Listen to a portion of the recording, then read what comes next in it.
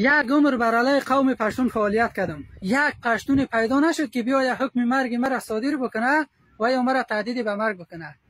یک ویدیوگه گذاشتم که به مزاج پنشیری های محترم خوش نخورده، آمدن برام پیام دادن که ویدیوی تا پاک. گفتم پاک نمیکنم، من از دل خودم مینویسم، از دل شما گپ نمیزنم، چیزی که گفتیم حقیقت است.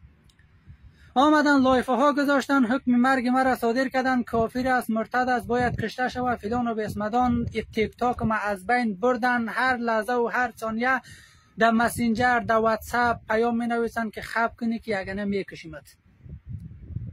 و اینا میخواین این را ثابت بسازن که اینمی دخترها که درس نمیخوانه از دست قوم پشتون است، اینمی که در زندگی شخصی مردم دخالت میشوه از دست پشتون است، اینمی که افغانستان خار و ذلیل است، طالبا است، اینمی کلش از دست پشتون است.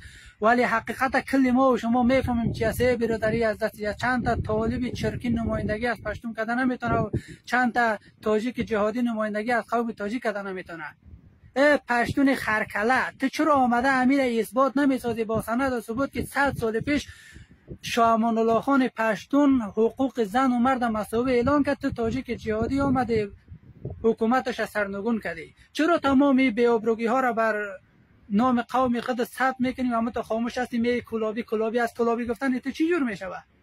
حال ما به تنهایی خود حقیقت بگوییم چی کنیم؟ من رفتم حقیقت گفتم، زدن تیک تاک ما از بین بردن، خودم حالا میکشیم تو فلان و بسمدان.